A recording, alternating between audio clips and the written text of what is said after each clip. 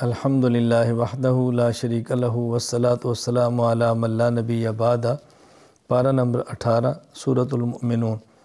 چونکہ سورت کا آغاز ہی لفظ المؤمنون سے یوں ہے، قد افلح المؤمنون، پہلی آیت میں المؤمنون کا ذکر ہے، تو سورت کا نام سورۃ المؤمنون رکھ دیا گیا ہے۔ اللہ تعالیٰ نے مومنین کی صفات کا ذکر فرمایا، قد افلح المؤمنون، ایمان والے کامیاب ہوں گے۔ ایمان والے کون ہیں؟ نمبر 1، نماز میں خشوع اور خضوع کا خیال کرتے ہیں، لغو اور بیہودہ چیزوں سے بچتے ہیں، زکوٰۃ کی ادائیگی کرتے ہیں، زنا اور فحش کاموں سے بچتے ہیں، امانت کا خیال کرتے ہیں، امانت کی حفاظت کرتے ہیں، اپنے عہدوں کو پورا کرتے ہیں۔ پھر اللہ تعالیٰ نے اپنی وحدانیت پہ دلائل بیان فرمائے کہ دیکھو اللہ تعالیٰ نے کس طرح ایک پانی کے نطفے سے پیدا فرمایا۔ پہلے پانی کا نطفہ ہوتا ہے، پھر اس کے بعد وہ خون کا لوتھڑا بنتا ہے، پھر اس کے اندر ہڈیاں ہوتی ہیں، اس کے اوپر گوشت چڑھتا ہے، پھر اس کے اندر روح آتی ہے، پھر انسان بنتا ہے۔ تو اللہ تعالیٰ نے کتنے مراحل فرمایا، کس طرح کر کے ہم انسان کو پیدا فرماتے ہیں، اور کون ہے جو انسان کو یوں پیدا کرتا ہے سوائے اللہ کی ذات کی۔ بارشیں ہم برساتے ہیں، پھول پودے ہم اگاتے ہیں، سمندروں میں کشتیاں ہم چلاتے ہیں، تو یوں اللہ تعالیٰ اپنی توحید کو سمجھایا ہے۔ پھر یہاں اللہ تعالیٰ نے 6 انبیاء علیہ السلام کا ذکر فرمایا ہے، حضرت نوح، حضرت ہود، حضرت صالح، حضرت موسیٰ، حضرت ہارون، حضرت عیسیٰ علیہ السلام، انبیاء کا ذکر فرمایا اللہ تعالیٰ نے۔ پھر فرمایا کہ دنیا میں مختلف لوگ ہیں، ہر ایک نے اپنا ایک راستہ بنایا، فَتَقَطَّعُوا أَمْرَهُمْ بَيْنَهُمْ زُبُرًا كُلُّ حِزْبٍ بِمَا لَدَيْهِمْ فَرِحُونَ۔ باطل والے اپنے باطل پہ خوش پھر رہے ہیں، اور وہ سمجھتے ہیں شاید وہ حق پر ہے، حالانکہ وہ باطل پر ہے۔ تو مختلف یہاں فرقے بٹے پڑے ہیں، باطل والے نے راستے بنائے ہیں، تو ہمیں سمجھایا گیا کہ تم الگ راستہ اختیار نہ کرو، قرآن کریم کا راستہ اختیار کرو، سنت کا راستہ اختیار کرو، پیغمبر والا راستہ اختیار سے بہت زیادہ خیال کرنا چاہیے۔ اللہ تعالیٰ پھر اپنے عذاب سے ڈراتے ہیں۔ اللہ تعالیٰ اللہ تعالیٰ مومنین کے بارے میں فرماتے ہیں کہ ان کی صفات ہیں، اللہ کے عذاب سے ڈرتے ہیں، آیات پر ایمان رکھتے ہیں، ہر عمل اللہ کی رضا کے لیے کرتے ہیں۔ اچھا پھر نیک عمل کرتے ہیں اور ساتھ ڈرتے بھی ہیں، نیک عمل کی اور ڈرتے ہیں، پتہ نہیں قبول ہوگا، پتہ نہیں قبول نہیں ہوگا، اس کا بہت زیادہ خیال کرتے ہیں۔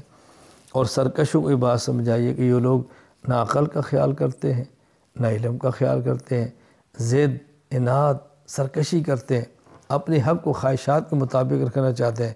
بھلا یہ کیسے ہو سکتا ہے کہ حق تمہاری خواہش کے مطابق ہو جائے؟ ایسا نہیں ہو سکتا۔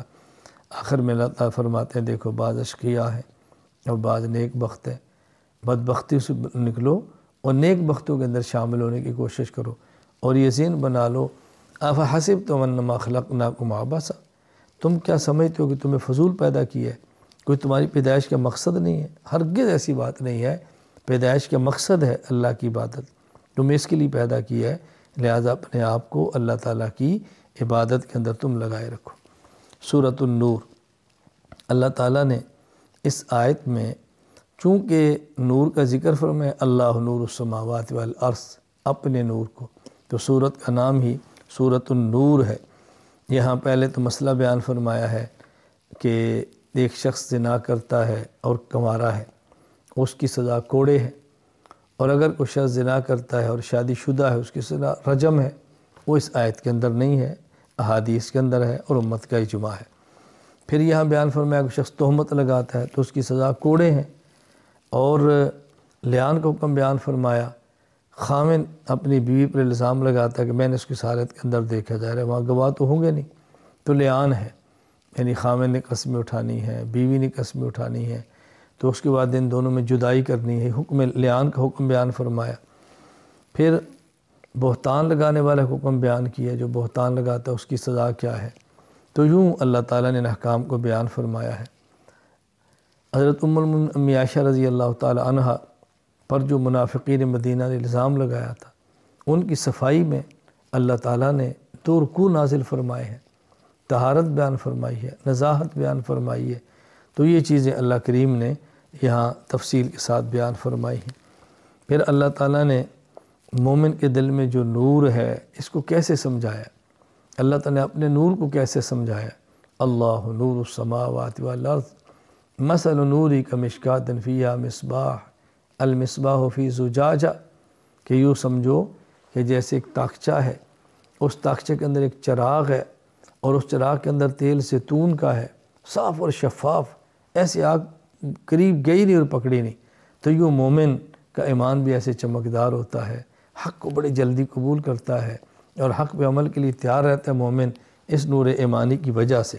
اللہ تعالیٰ نے بہت پیاری مثال دے کر سمجھائی۔ پھر اس صورت میں اللہ تعالیٰ نے رسول اکرم صلی اللہ علیہ وسلم کی مجلس کے بہت سارے آداب بیان فرمائے ہیں کہ پیغمبر کی مجلس کے اندر آؤ، بلا اجازت نہ جایا کرو، پوچھ کر جایا کرو، نبی کے حکم کی مخالفت نہ کیا کرو، اس سے تمہیں نقصان ہوگا۔ پھر پیغمبر کا آپ کو حکم دیا، اگر آپ سے اجازت لیتے ہیں، کوئی جانا چاہتا ہے، آپ ان کا عذر قبول فرمائیں اور آپ ان کو جانے دیجئے۔ سورۃ الفرقان، الفرقان کا معنی حق اور باطل کے درمیان فرق کرنے والا، چونکہ اس صورت میں الفرقان فرمایا ہے، حق اور باطل کا فرق کرنا، اس لیے اس صورت کا نام ہی سورۃ الفرقان ہے۔ تبارک الذی نزل الفرقان، یعنی قرآن کریم کو اللہ پاک نے فرقان، حق اور باطل کے درمیان فرق کرنے والا بیان فرمایا۔ مشرکین جو اعتراضات کرتے تھے ان کا جواب دیا ہے، مشرکین کے دعووں کی تردید کی ہے، وہ کہتے ہیں قرآن قصے ہیں، کہانیاں ہیں، افطراء ہے، من گڑت ہے، اس کا جواب دیا۔ اور پھر انبیاء علیہ السلام کے بارے میں وہ کہتے تھے یہ تو بشر ہیں، بازاروں میں پھرتے ہیں، کھانا کھاتے ہیں۔ پھر ان کا خیال یہ تھا کہ بشر ہیں تو یہ نبی کیسے ہو سکتے ہیں؟ نبی تو ہوتا ہے جو بازاروں میں نہ پھرے نہ کھائے۔ اس پر اللہ تعالیٰ ان کی تردید فرمائی ہے کہ ایسی بات نہیں ہے۔ میں ایک بات عرض کیا کرتا ہوں کہ بہت سارے لوگ آج کے اور اس دور کے ایک نقطے پر شاید متفق ہیں کہ بشریت اور نبوت اکٹھے نہیں ہوتے۔ فرق کیا تھا؟ وہ دیکھ رہے تھے، وہ کہتے ہیں بشر ہے، نبی نہیں ہے۔ اور آج کے کئی لوگ ہیں جو نبی پاک کو دیکھا نہیں، وہ کہتے ہیں جی نبی پاک نبی تو ہیں لیکن بشر نہیں ہے۔ حالانکہ رسول اکرم صلی اللہ علیہ وسلم اور دیگر انبیاء علیہ السلام بشر بھی ہیں اور نبی بھی ہیں۔ نبوت اور بشریت میں علیحدگی نہیں ہے، وہی نبی ہے، وہی بشر ہے۔